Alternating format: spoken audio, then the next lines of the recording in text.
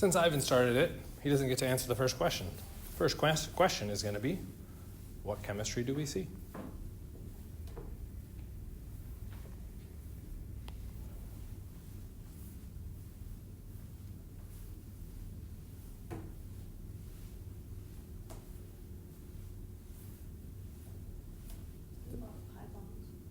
There are a lot of pi bonds. Yeah, okay. So I can go through and highlight all those pi bonds.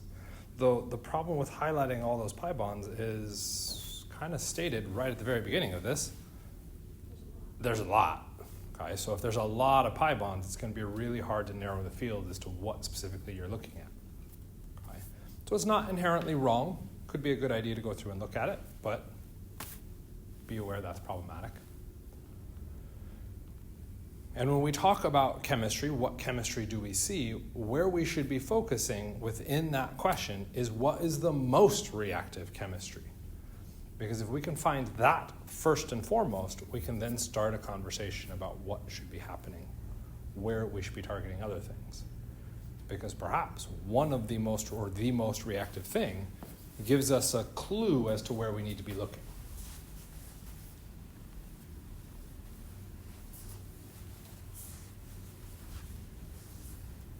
So is there anything else that's reactive up there?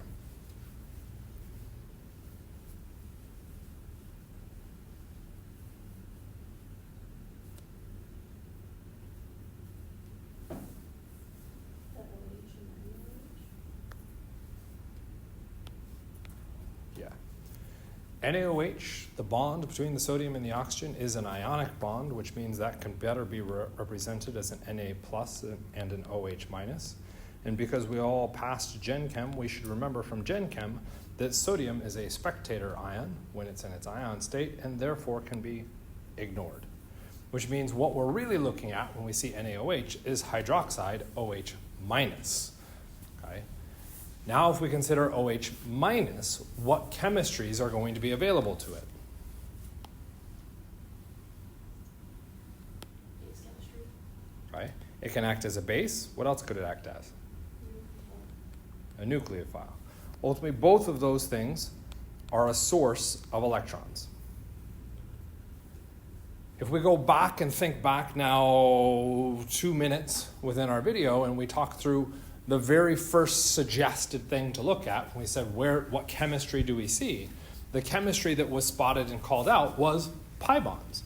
And what are pi bonds notoriously famous for? Electrons. Right? So if we immediately jump on, oh, there's pi bonds, let's do chemistry with pi bonds, and they're electrons, and we now recognize that hydroxide is an electron source, we should immediately have a conflict. Right? And this is why we shouldn't just jump on, oh, pi bonds are reactive. We need to find the most reactive thing. Because by finding the most reactive thing, the charged species in our hydroxide, we now know to narrow the field, and we know to narrow the field away from the pi bonds. Right? So having identified all of those pi bonds now has become a waste of our time. That wasn't a useful process. Does that make sense? Okay, so let's backtrack out of those. Okay. We're looking at these as being an electron source. Sorry, I left the E part of that off, an electron source. Okay, so it could act as a base or a nucleophile. Okay. Where are you more comfortable?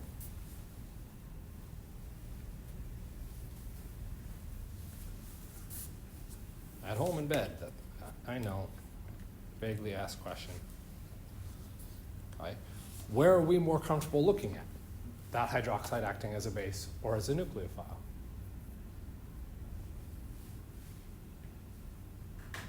Okay. And if it's a 50-50, that's fine too. Okay. But theoretically, you've been working with hydroxide a bunch. You've seen it kind of function, okay, in varying forms, both as a base and as a nucleophile, okay, which means there's some level of comfort with that reagent, and you should be thinking in that vein. Okay. Which vein do you want to look at? Okay, we'll look at it as a nucleophile. If it's going to act as a nucleophile, what do we need to find? Okay, so we're going to start here with it acting as a nucleophile. Whoops. We need to find a positive. And in particular, that positive needs to be not hydrogen. Okay, so where do we see positives now in our starting materials?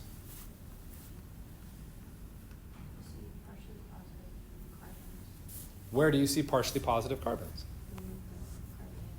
The carbonyl. That pi bond on that carbonyl could resonate upwards, right?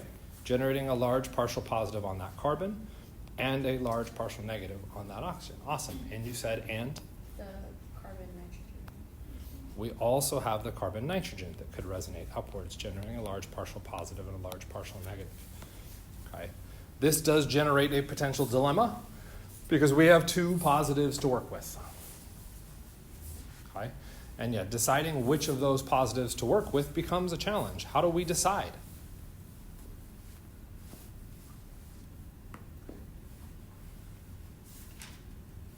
We try it. See what happens. Okay? So if we're going to have our hydroxide come in, everybody's going to love this lecture, by the way, and attack that first carbonyl, what do we end up producing?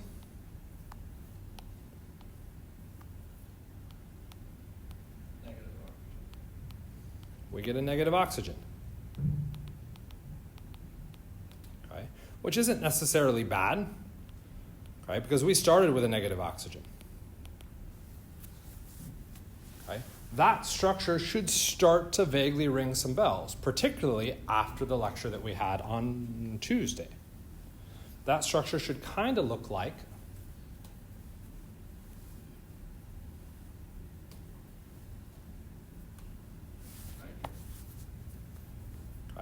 it might kind of look like, based off of our lecture, an acetal.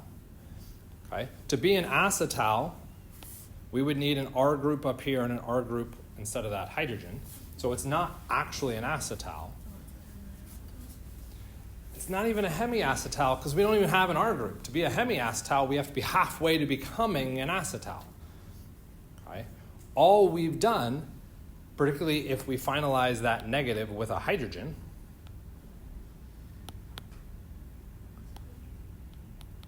is add H2O across this. Okay? And if we add H2O across it, it's better known as the hydrate. Hydrates, similar to acetals, not particularly stable, and they heavily favor the reactants. Okay? That should set up some problems for us because if that's the scenario that we get, that carbonyl is not likely to react. Okay? So if it's not likely to react, should we never ever do hydrates or acetals? Okay. Hopefully we'd be saying no, because if the answer was yes, then why the hell do we talk about hydrates and acetals? Okay. So there are circumstances that allow the hydrates and the acetals to go through and form. Okay. Test-taking practice. Okay. So one of our outs is that you don't need to be experts at this and just look and know the answers. Okay? You're able to use the context clues given within a test to give you some situations to interpret that. Okay? If we were just looking at a hydrate or an acetal, what did we need? We needed the carbonyl and we needed our electron source. That was it. Does this question give us more than that? Yeah, like how about that triple bond nitrogen in the middle of it? So yeah, it does. Okay, if it does, that would suggest that acetal might be a shaky direction to go. Okay? How else could we navigate this, particularly as it comes to the final? What's different about the final from all of our other exams? It's purely multiple choice. Okay? So you're not being asked to just think up what the product is. You're being asked to think up what the product is and match it to your answer choices. So if you're given a system where you're like, ooh, this could be an acetal, look at your answer choices. Do you see acetals? No? Then it's not an acetal. Okay? If you see acetals in your answer choices, then yep, that's probably a good idea. Okay? So two approaches for us to whittle away some of that content because you don't need to be an expert at figuring these things out. Make sense? So what does that ultimately mean for us? The hydroxide acting as a nucleophile is not going to act as a nucleophile on our carbonyl carbon, which means all of those lovely arrows that we drew are Wrong. They aren't wrong. They're still right. Well, I mean, They it's just wrong aren't if that's not what useful. happened. They aren't useful to answering our overall question. Okay? So we could ignore those arrows. Okay? We still have that partial positive and that partial negative. Okay? So that is something that we could leave there as some useful information for us. Okay? So what could we do now? How about act as a base? Not quite yet. We haven't tried reacting it with the other partial positive carbon, so we could try and have it react through there. Okay, what happens now? We'd have our new bond. We'd have our OH. And that nitrogen would now become negatively charged. Right? Curved arrows are showing what happens. The oxygen shares electrons, okay, with our carbon to make the double or to make a sigma bond. Okay, that breaks the electrons, shuttles them up to the nitrogen. We get a negative nitrogen. Okay. How do we feel about that one?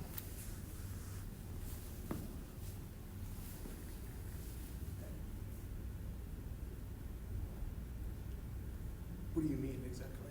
Just Is that a reasonable thing for us to be trying to do? what seems fine to me. I don't see anything wrong with that. Okay, and that's fine. That's why we were talking about it. What could we use as some potential context clues to help us decide whether this is potentially useful or not? What was the most reactive reactant?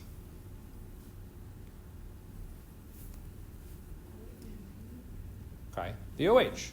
What's the most reactive part of this new structure? The nitrogen. Okay, so we're looking at a negative oxygen versus a negative nitrogen. Oh, Which one's more stable? the negative oxygen. What would that suggest? That this doesn't happen. That this is not a particularly likely reaction. Is this going to come back and bite us? Yes, but we won't worry about it yet. Okay, we'll worry about that in like 3 or 4 weeks. No.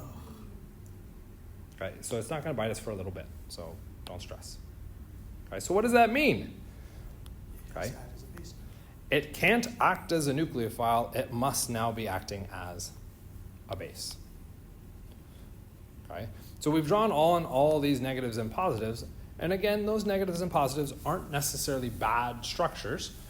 Okay, but it turned out that it acting as a nucleophile was not useful to us.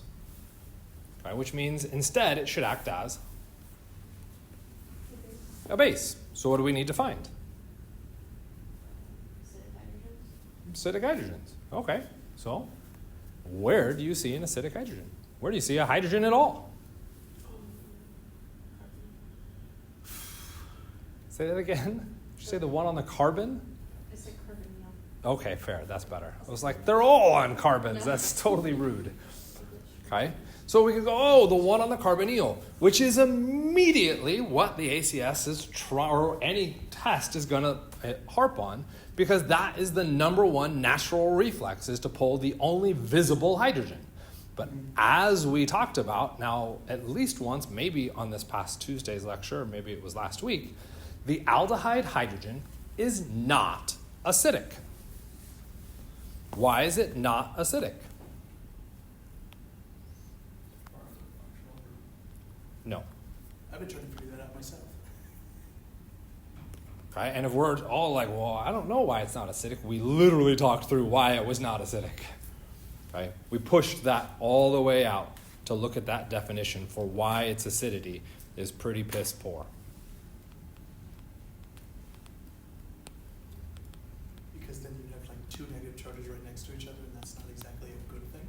Okay, I would have a negative carbon. Calling it two negative charges, there aren't two negative charges. Is the oxygen not technically partially negative? It's partially negative, yeah. So then that's still a partially negative charge and an actually fully negative charge. Ish, and that will actually work out for us in a little bit. We'll come back to that. Okay. So negative carbon. Whoa, we can't have a negative carbon. Yeah, we can. Okay. And one of the big drivers for having negative carbons is there has to be something else available in solution to stabilize it. For talking about Grignards, we're looking at magnesium. For Gilman reagents, we're talking about copper. Okay? And even then, they were insanely reactive. Okay? They weren't something that we could just form like, ta-da, I just removed the hydrogen by adding a base.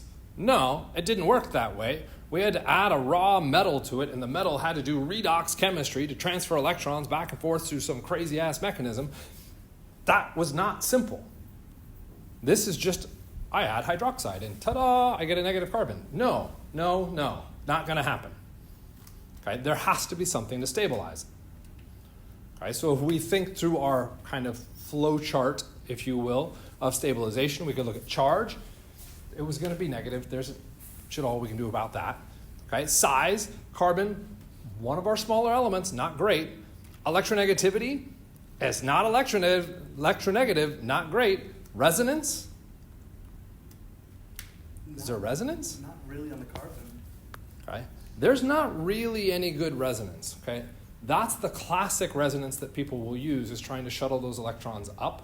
Okay. And what you end up forming is the triple bond between the carbon and that oxygen, where that oxygen still has the lone pairs, and we've now exceeded the octet, which means that resonance didn't happen. For those people saying, well, can't we potentially do resonance out this way? That is a slightly different argument, okay? And there is some potential for doing resonance there. There are some counter-prevailing features within that.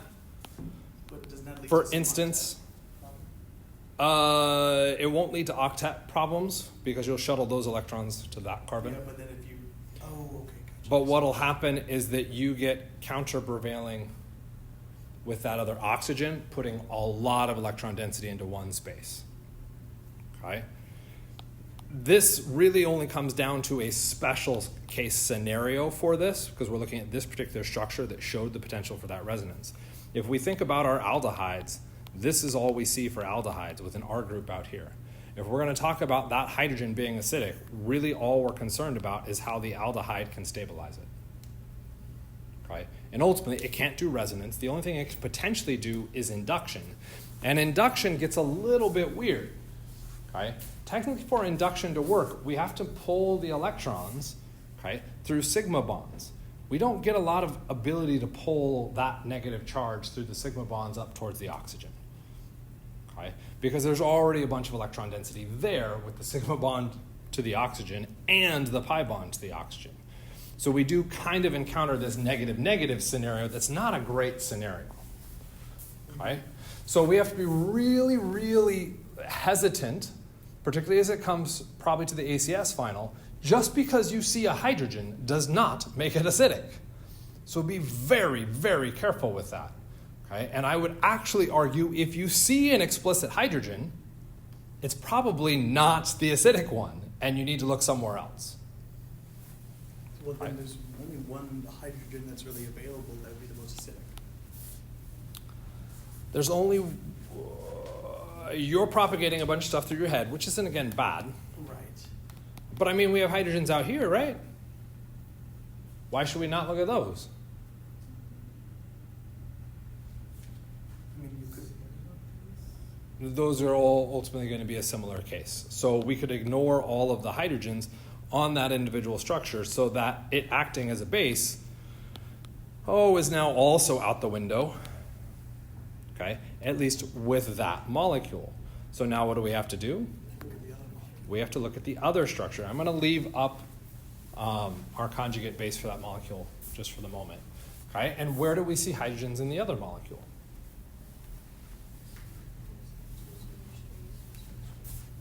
Okay. We have the two CH3s, which we could just call red hydrogens and call them unique. There's really only one hydrogen there because chemically identical. Okay. We have the CH2, and we have the CH.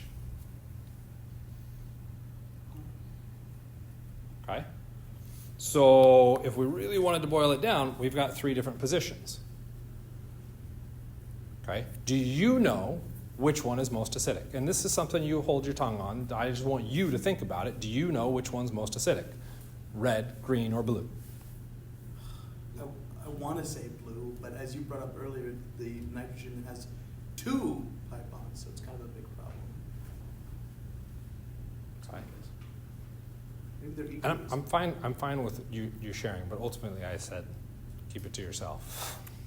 Okay? And the reason why I wanted you to keep it to yourself is we're only going to talk about one of them. Okay? We're going to talk about the relevant one. The other two, if you don't know, you need to go home and you need to draw it out. You need to draw it out and evaluate, just like we did with the aldehyde hydrogen, why do I think this hydrogen would not be a good hydrogen to remove? Okay? Because you should be able to look at this molecule and be like, boom, it's the blue hydrogen. That's the answer. There shouldn't be a delay or let me think about all of it. It's the blue hydrogen. Okay? Even with respect to the aldehyde hydrogen. And if you don't have that fluidity yet, you need to practice it. And the only way you practice it is by drawing out all of these wrong answers and then saying, dang, why are they wrong? Okay. And if you can't answer the why it's wrong, that's also okay. What do you need to do? Figure out why it's wrong. Ask. Get some help. Talk to the tutors. Talk to me. You don't like talking to me, that's fine. Talk to the tutors. If they can't explain it to you, then you need to talk to me. Sorry, you got to deal with me. Okay? So why is it the blue hydrogen? Right? Well, what happens if we remove that hydrogen? You make an anion? We make an anion. But in removing the hydrogen, what were we always going to make? An anion. There's no two buts about that. That was always going to happen. We got a negative carbon. Negative carbon. That's the same issue we had as before. This is a problem. We're not allowed to do this. Except, what can you do? Resonance.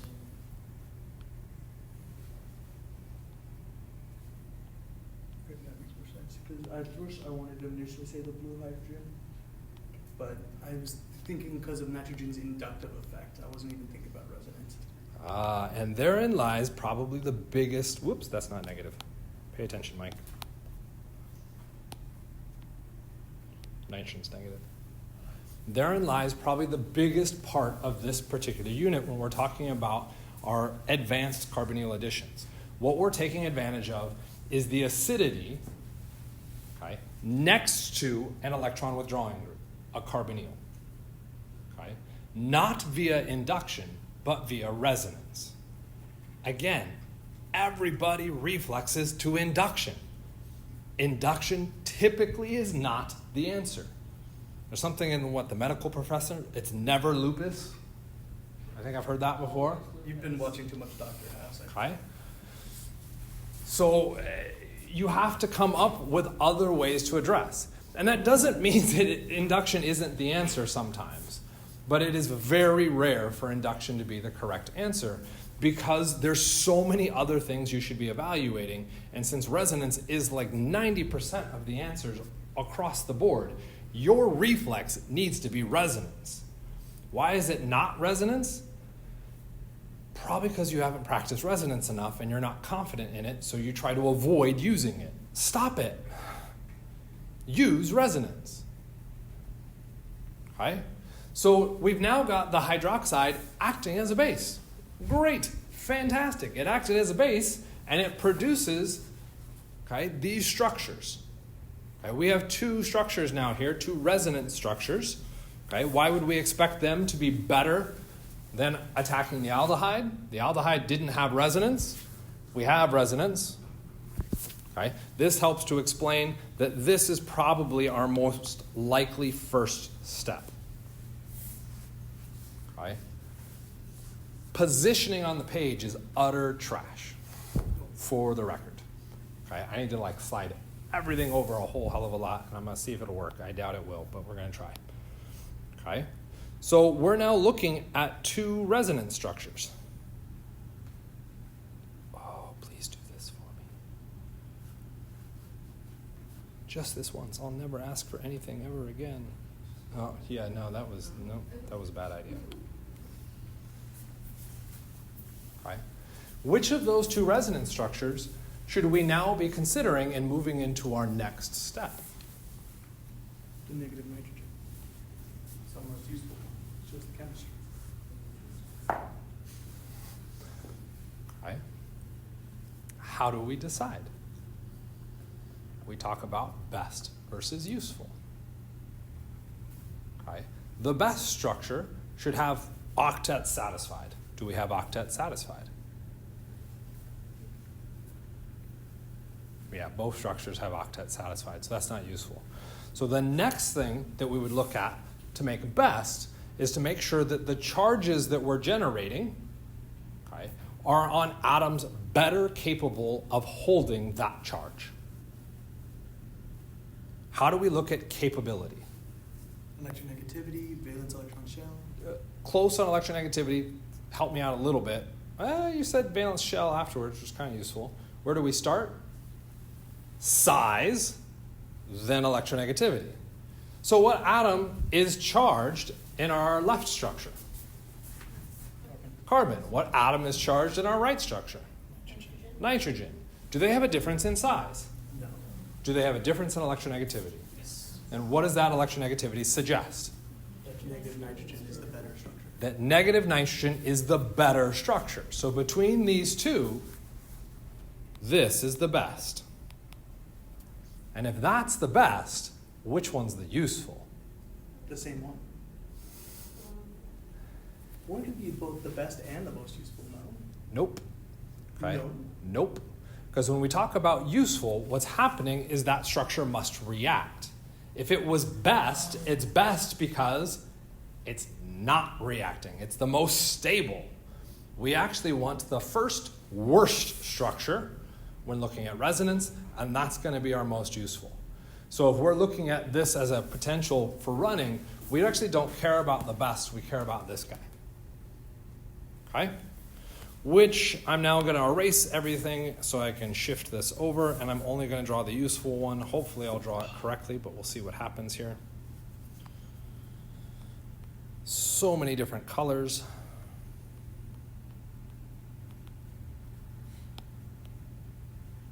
Okay, and we now have that negative charge sitting on that carbon. This is now our useful structure. Okay, since it is negative, what could it act as? A nucleophile or a base. If it acts as a base, what happens? Goes right back to where we started, okay, which is something that we could consider, okay, but generally speaking, if we're being asked to predict the products, we're probably not considering the complete reversible reaction. Okay, so let's see, could it now act as a nucleophile? Okay, we still had the base as an option, but we decided that was a bad option. To act as a nucleophile, what must it react with? Positive charge. A positive charge. Since we have conveniently labeled our structures with those delta charges, we know where there's a positive. Where is there a positive? On our carbonyl.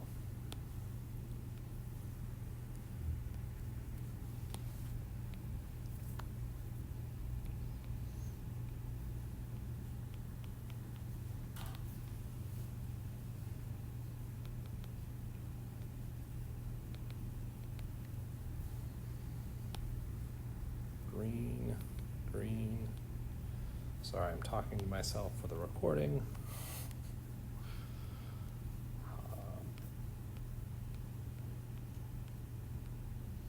Does that look ugly and messy? Yes. Does that make it wrong? No. Okay. So one of the things that you may find when running these reactions is you're going to have to be really careful to count your carbons as you go through and navigate to make sure you don't accidentally delete a carbon or add one. Okay? I'm fairly positive it was this particular unit of chemistry when I was an undergrad, okay, that again I had refused to memorize anything and I always drew out mechanisms, and it was a simple little question, just provide the product. Couldn't provide the product, but I drew out the mechanism. So drew out, filled the page with a mechanism to go through and do it, and I got to the end and I was like, this isn't the product. I was like, I know this isn't the product. And so all I had time to do was write a note saying, I know this isn't the product, and I can't figure out where I screwed up. And they were nice enough when they graded it, and they went back through the mechanism, and they circled this little spot, and they were like, this carbon doesn't exist. And all I had done was add a carbon by accident through that mechanism, and it shafted the whole process. Okay? So you have to be very careful when going through and approaching things to ensure that you don't add or remove carbons. If you're extra lucky when you go through and do it, something won't feel right about the answer, and you can acknowledge it, but then being able to backtrack and find where you added or lost that carbon is really hard, right? Particularly in a testing environment. So this is why it can be helpful to go through and count them. So cool, we now have this structure. Is that a product?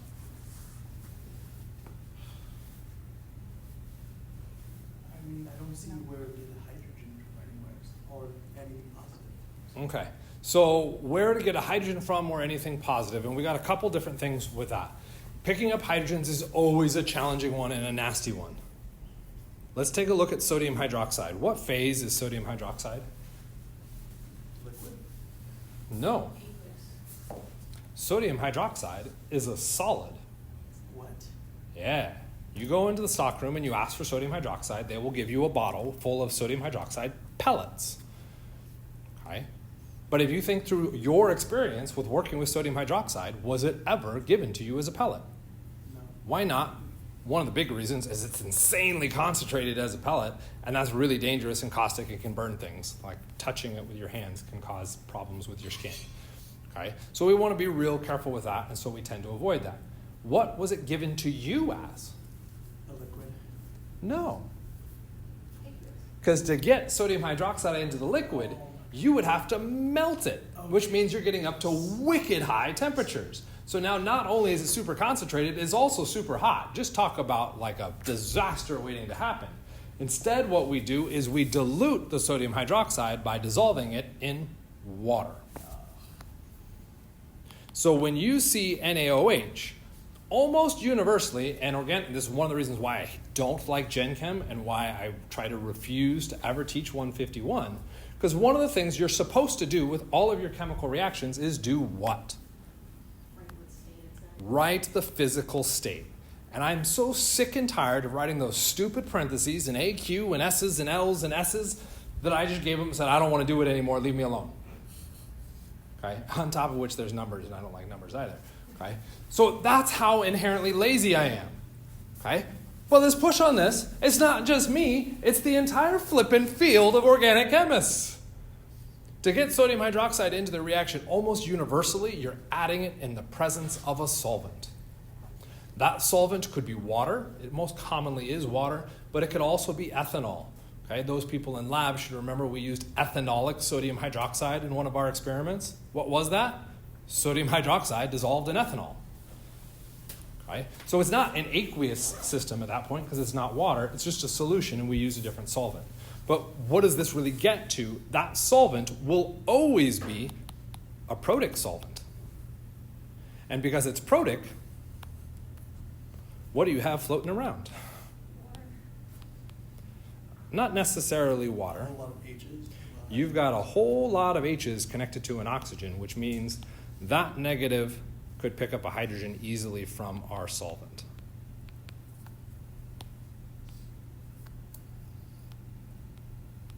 Okay.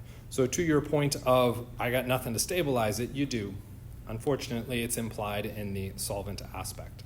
There are cases where you can just grind sodium hydroxide and the rest of your materials without a solvent. Okay. Those are kind of neat reactions. They're called solventless reactions, go figure. Okay. But that usually involves a mortar and pestle. You grind up your materials. You then almost always have to bring a solvent in at the end so that you can separate all of the materials away from each other. Okay? But then we have a structure. Is this now our product? How do you know that? It's supposed to be an aldol. Okay, so this is interesting. It should be an aldol. What does the name aldol mean? Aldehyde and alcohol. Aldehyde and alcohol. Maybe the alcohol. Okay, we've got an alcohol, but we don't have an aldehyde. Does that mean we need an aldehyde? No. Or carbonyl. When we talk about aldol as a name, it's the group of reactions that fall under this chemistry. The group of those reactions is based on having an alpha hydrogen be acidic? You mean that hydrogen right there? That alpha hydrogen is acidic. If it was an aldehyde and I had an alpha hydrogen, it would be acidic. So this chemistry was discovered from aldehydes, but a crap ton of functional groups have that alpha hydrogen being acidic. Ultimately, any carbonyl, or any, carbon polar pi bond, that alpha hydrogen is acidic, which means it fits the aldol chemistry. Do they always have to be 2 carbons away? Just out of curiosity. Because this one in this scenario it is. So is that always true? Okay, let's push on that, because this is an interesting I feel like one. You didn't want to answer this question. Is that hydrogen 2 carbons away? Yeah. That's a carbonyl. Is that hydrogen 2 carbons away? Okay, well maybe not that one. No, it's I'm 1 talking carbon about away. the alcohol from the quote unquote carbonyl. That's what I'm talking about, 2 carbons away. Does that make any sense? No. Sorry. When I Googled aldol, what it said was 2 carbons away. Yeah, I have no idea what any of that context means, other than you said Googled and I shut off. Oh, okay, you shut off. Okay, cool. Right. Gotcha, thank you.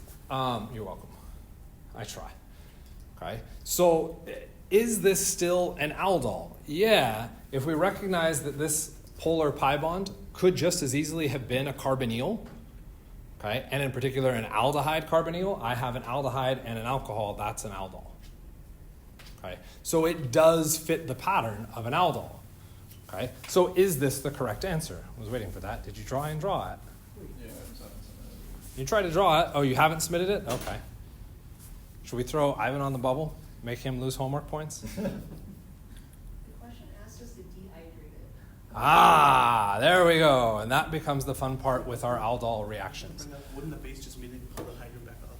So the base could immediately pull that hydrogen off if that hydrogen was the most acidic. Oh, fuck you. Oh my god. Is there a more acidic hydrogen? This is so fucking stupid. I hate this.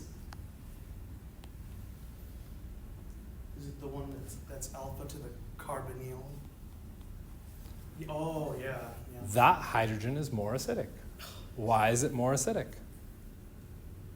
It's alpha to the carbonyl. That's how I... It's alpha to the carbonyl, which means it is resonance stabilized. Okay. Push on it even further. What I've identified here is a blue hydrogen. Maybe we should show it different. Let's make it a green hydrogen. Green hydrogen to work. Orange hydrogen. The multicolored hydrogen that we now have drawn on our screen. Weird sound. Our orange hydrogen in comparison to our blue hydrogen. Everybody remember that guy at the very beginning? Which one's more acidic? I suspect... It's the same. They both have the same resonance. True, they do both have the same resonance. But isn't this when induction would come in? The orange one is now more acidic than the blue one because induction. I've added an extra bond in this case, bringing an oxygen close to it, which is setting up, making that orange one more acidic than where we started. Which means when this whole reaction starts off, we remove that blue hydrogen. That starts this cascade to get me to the aldol, quote unquote, product. Okay? The hydrogen is still acidic and is now even more acidic than where we started, which means we remove it. Okay? And if we remove it, what happens? We would get a resonance stabilized anion, which is ultimately just a fancy way of saying it's acidic. So, because I'm always a rude person, do better. Do better? Yep, do better. I thought that was... I gave you the... I knew you thought you did a good job. You didn't do a bad job, you just didn't do a good enough job.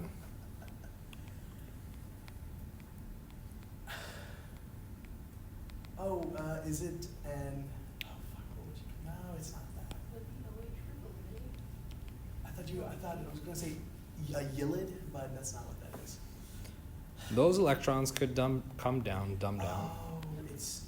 and they could eject the OH as a leaving group. But OH isn't a good leaving group. What is it leaving into? OH. a solution of OH, meaning It's a fine. it's a fine leaving group. Add to that, what extra little fun bit of information?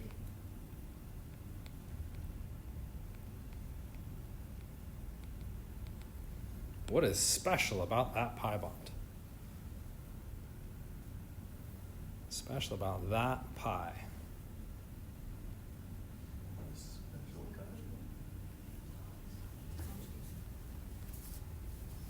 Okay. Pi sigma pi, meaning it is conjugated.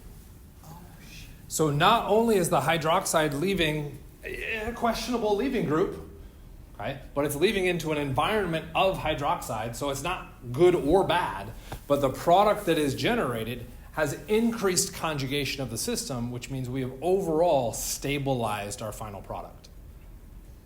So hydroxide being a neutral leaving group ends up not mattering, and it's the stability of the final product that really kicks this. This is why when we talk about our aldol reactions, it is very, very rare to see an aldol reaction just stop at the aldol. Okay? This is the quote-unquote aldol, and almost always it will continue to do the condensation.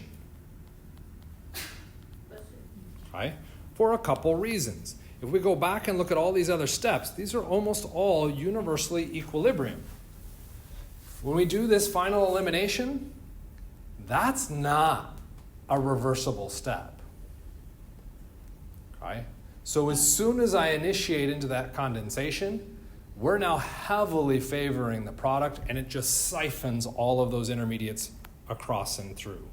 If we look at that acid-base reaction to remove that orange hydrogen, that reaction is still technically heavily favoring products because that hydrogen was even more acidic than where we started. So we get this kind of pushing all the way to our products. So how would you know that you need to stop at the aldol product? SmartWork does it for you. It says, stop at the aldol product. Okay? If there is no statement, then you should continue to push to the condensation. Okay? How else can you stop at the aldol product? To do the condensation, what did you need? Acidic hydrogen? You needed that second alpha hydrogen. What if your structure only has one? Then you stop. You can't do the condensation. Okay? So you can see questions that kind of push and test you on that because you can't continue to you can't do the elimination because there isn't an acidic hydrogen there. Okay? So that's where you're trying to clue in on the intricate pieces within that individual mechanism behind it. Kind of, sort of? Okay. I love how you started this problem saying that you should just jump to induction only to use it 5 minutes later. Because we shouldn't just jump to induction. I have a question. Once the carbocation forms, immediately goes Pause. to What carbocation? of the condensation part There's no carbocation. after the album. There's no carbocation. So, Are you talking about the anion? Okay. The carboanion, yes. What's the deal? goes immediately to the pipe. It goes into making the pi bond and kicks out the hydroxide at the same time. That part usually happens simultaneously. You can make the argument that your base comes in, removes the hydrogen simultaneous to the kicking out of the OH. Breaking it into this individual step was really just to acknowledge the extra resonance to explain why that hydrogen was acidic. Why should it happen all at once? Because anions are super unstable. Carboanions, I mean. So you could push that. Why else? What kind of base are you using? The strong one. A strong base. And a strong base would suggest we do it simultaneously. Do we have a good leaving group? Yeah. Was hydroxide a good leaving group? No. Okay, so we need something to force it out. Okay, it can't just, hydroxide isn't just going to come off on its own. Something must initiate that push. Okay, kind of makes sense? Okay. We do have varying protonation, deprotonation states within that. Depending on what your molecule is doing at any given time, we could be oscillating through slightly different variations of this mechanism. okay, that you may have to wait until you achieve that last kind of corner reaction before you can finalize all the way through. Okay? That's going to depend on when you've protonated from the solvent. Because I was thinking, what if it could react with the region of the... So could this negative now also go back and attack your carbonyl? So is that what you're suggesting? Okay. Yeah, could it? Yeah. How likely is it to do that? Super not likely. Super not likely. Okay, why? Well, because the anion is, as I was bringing up earlier, super unstable, so it's going to go to the closest thing, which is to just kind of throw it to the closest molecule. If we look at the blue hydrogen when we formed that anion, we didn't really have anything to like quickly formally stabilize it. The orange one does have a way to formally stabilize it internally. Okay? So that could explain why it's not going to exist very long as an anion. It's going to immediately kind of fix. If we push back, we get superstability in the conjugation of our product. Why else would we not expect that anion to make another attack on another carbonyl? It's too big. We now have an even larger sterically hindered structure to make it that much harder to run that reaction. I remember asking a question, Mr. Could it happen? Absolutely. So your yield does drop a little bit, and there's lots of different weird things that can happen. This ends up being the majority, the vast majority. Yeah, go ahead, Anthony. I remember asking a question about a big molecule doing a backside attack, and then when I brought up, wouldn't steric hindrance be a problem? You say those are all in the same plane as the paper. Why wouldn't it? There's no steric hindrance problems there.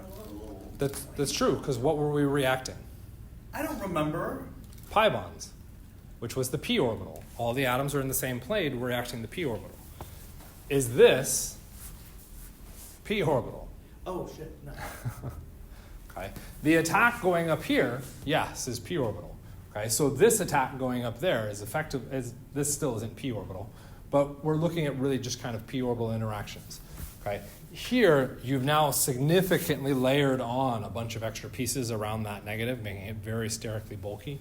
That's going to be significantly harder to go in and run that attack. It's still not a backside, okay? But what we're talking about is the steric hindrance of the nucleophile, not of the electrophile. Okay. Okay? Kind of, sort of? Do we hope there's a faster way to do this? Yes. Okay. Before I do it, can I erase everything? No? Okay.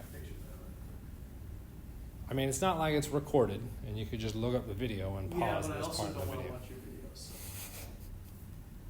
There it goes. I mean, I would say at least you're honest, but I already knew that, so I'm not sure it was that big of a loss one way or another. Okay, so what's our cheat behind this? If we look at those materials and we go, aha, I think we're going to do some kind of aldol goofy chemistry. Okay? What we can go through and do, if you so choose, is to pick the atom that has the alpha hydrogen. Which one had the alpha hydrogen? Or sorry, the molecule that has the alpha hydrogen. The one with the nitrogen. The one with the nitrogen. So we could redraw it, but I don't actually need to redraw it. I would typically position that one kind of on top. Okay? And then what I want to do is I want to reposition the other material, my electrophile, underneath it. But I'm going to position it so that the electrophilic atom is kind of aligning sort of underneath. Does everybody see that? And what's going to happen in the course of the reaction? My negative carbon attacks my carbonyl, breaks one of those bonds. It attacks it again, and it kicks out the oxygen, reforming the pi bond.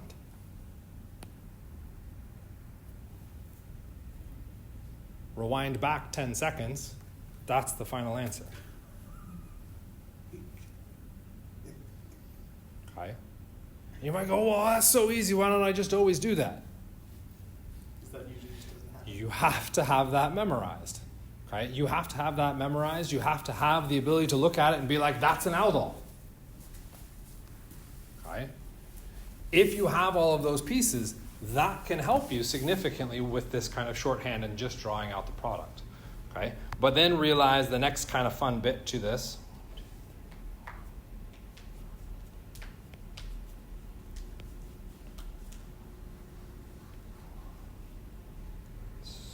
Sorry, this part is going to take a little focus on me, my part.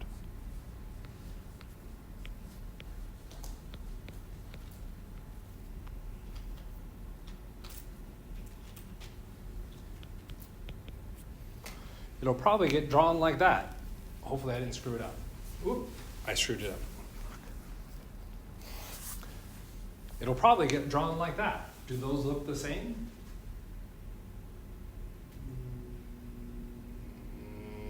And yeah, that pause becomes the issue.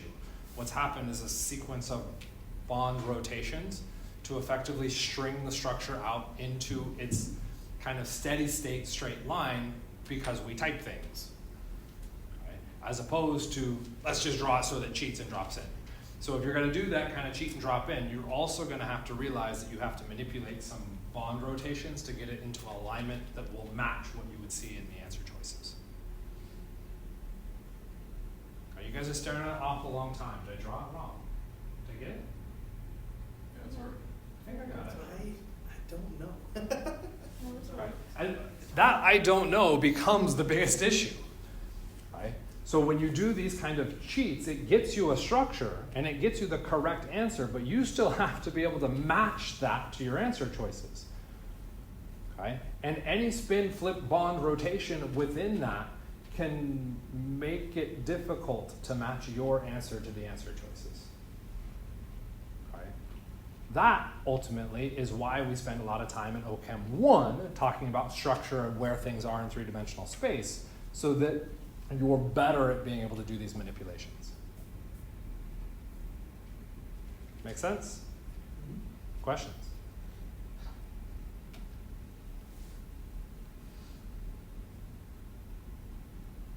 Questions for this or for this answer? Either. Well, I guess go over questions.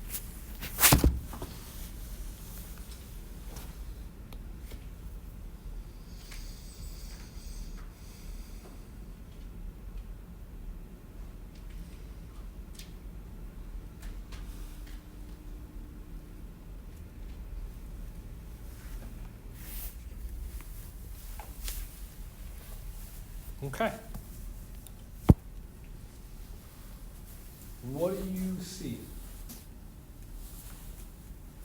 And I'm not asking necessarily reactivity, but reactivity is a good thing to look at. But now this is kind of bigger picture. Do you see anything that stands out to you? Can you drop names, anything like that? Carbonyl. Okay. I mean aldehyde. So an aldehyde versus carbonyl, I would actually kind of lean more towards carbonyl over aldehyde. Okay? Because the chemistry of that structure is the carbonyls, the electrophilic carbon. That's kind of the primary functionality behind that. Okay? I don't think that should be your first statement, okay? But that's a different argument. Okay? But we do have a carbonyl present. Okay? But I mean, shouldn't we have a carbonyl present somewhere in this? It's a good observation, don't get me wrong, because when we think to what we have to look at in the final, you're not going to have that kind of key. You're going to have to figure out what you see. So we've got a carbonyl. What else do you see? Say it again. NaOH as a base. Right. We see NaOH. Right. And if we were to fix NaOH, hopefully what we see is that we're looking at OH minus. So just based off of those two kind of places to start, which are fine, okay, I would have argued that we should have seen the OH minus first, then saw the carbonyl, because the OH minus is charged and more reactive. We should address that first. It doesn't have to be based off reactivity. It doesn't. He says. I did. I did. It did not have to be based off of reactivity, and yet what were the answers you provided? Reactivity based, which is fine. What else do you guys see? Okay. I mean, going right out there with the goofy names. Yeah, we've got the yllid. Why? What is the yllid for? Human pain and suffering. I mean, it was German. Oh, yeah, never mind. Oh, did I just hear it? Yeah. This is a Wittig. Right? So if we're looking at this reaction, We know Wittig is coming in on this. Okay? What do you remember about Wittig? That there's a Yilid. Okay. Did you remember that, or are you just saying that because it's up on the board? I'll pretend it. I'll pretend You I remembered it. remembered that, yes. That was supposed to be a bracket. Oh, I just made it worse. Oh my God. Okay. What does the Wittig do? Anybody remember any of that? Okay. And it's what I'm asking is now what you've memorized, but remember, I spend the whole semester saying don't memorize things, so it is perfectly okay to not have it memorized. Okay. We're just in a scenario that's pushing us to think like that. So at some point you do have to have some things memorized. It becomes what? Anybody remember or can find it in their notes quickly enough? I mean, I remember the negative being caused that there was previously a hydrogen there. That's all I remember. Cool. So you're backtracking the formation of this, okay, which isn't bad. However, is the formation of that going to be useful for us? No. No, because that's what's coming in over here, and you're not being asked about what's coming in over there. Okay, so it's not bad. It's good that you have that context, and you could encounter questions, you likely will encounter questions that talk about how we form the Wittig reagent. Well, Okay. that was the But context that's of the question. not we the learned context about here. it, so. Yeah. Don't forget, a mix of E and Z isomers. Ooh, okay. So when we run the Wittig, we get a mixture of E and Z. What is E and Z in reference to? Pi bonds. We got to do a little bit better than pi bonds. Substituents on the pi bond. E and Z are substituents on a pi Stability of the bond. pi bond? Can it be carbonyls? Carbonyls are pi bonds? No, because it's EZ and very specific. All of those words to say Alkenes. we're making an alkene. From what? What was the chapter? Carbonyl. From carbonyls. So this gives us a little bit of context. Okay, so we started to pull some information. We got Yilid, which then said, "Oh, it was a weird German dude," and I gave you Wittig. And then we started to pull out some other pieces of information, which means in our final box, we're probably looking at an alkene. Okay, it might be useful to just drop those on just for the hell of it, so we know we're looking at an alkene. Okay, we know it's coming from a carbonyl. Was this reagent giving us the carbonyl? No. Nope, which means carbonyl had to be up in this box. Okay. We don't necessarily know what all the hangers are, okay, but we know those contexts are coming there. Okay, do we see anything else? Okay, alcohol intermediate, can accept that. We're looking at an OH.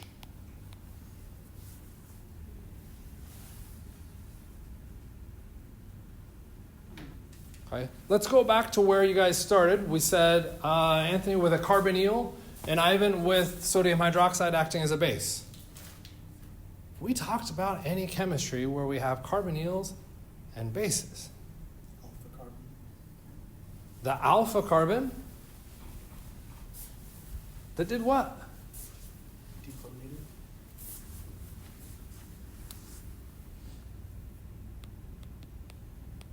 Like the reaction we just spent 30 minutes on? You're looking at an aldol. So we're running an aldol reaction.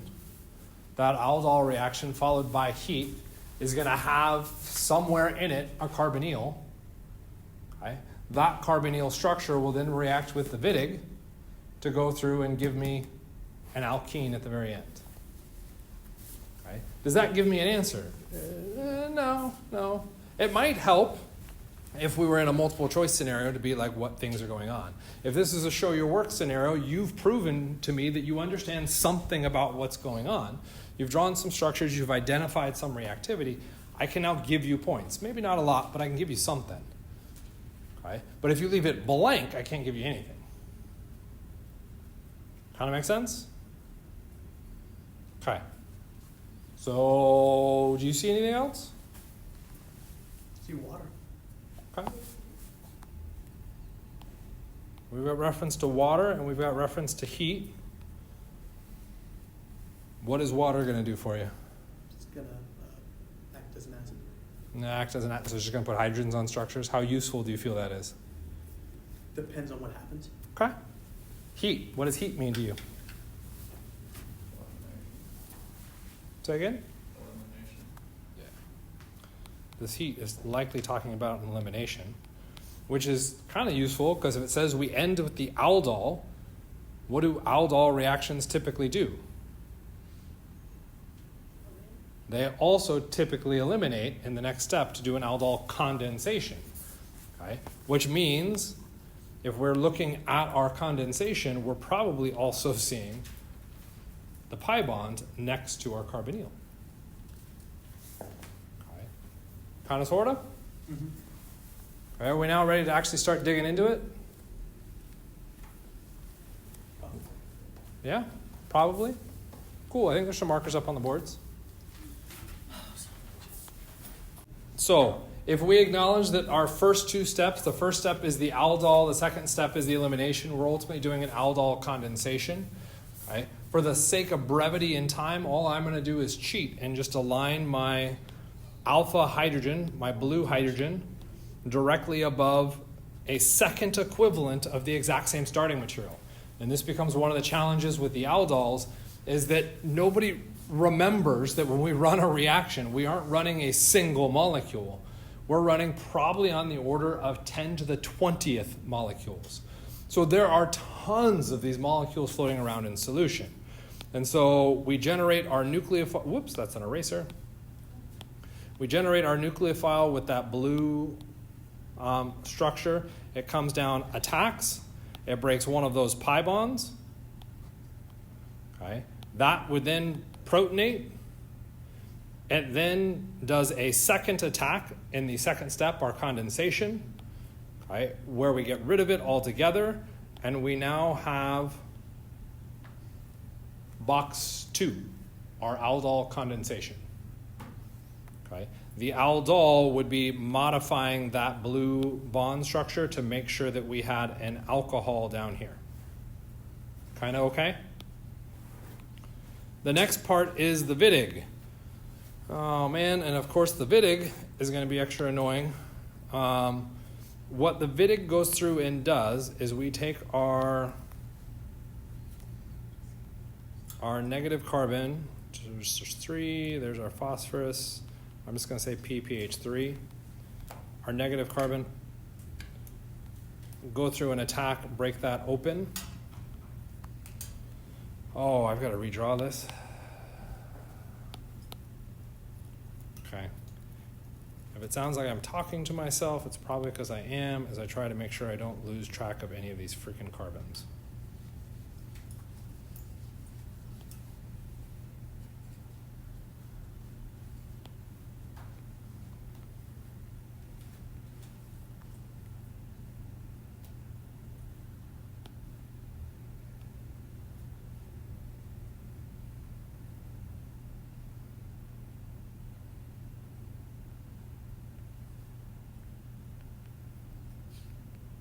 Or the opposite is true. I'm not talking because I'm trying to not lose track of any of these freaking carbons.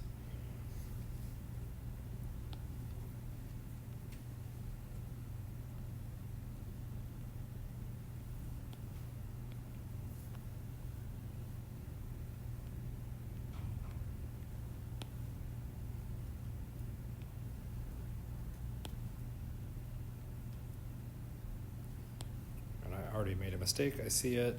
Don't yell at me. Or yell at me, that's fine. I don't care.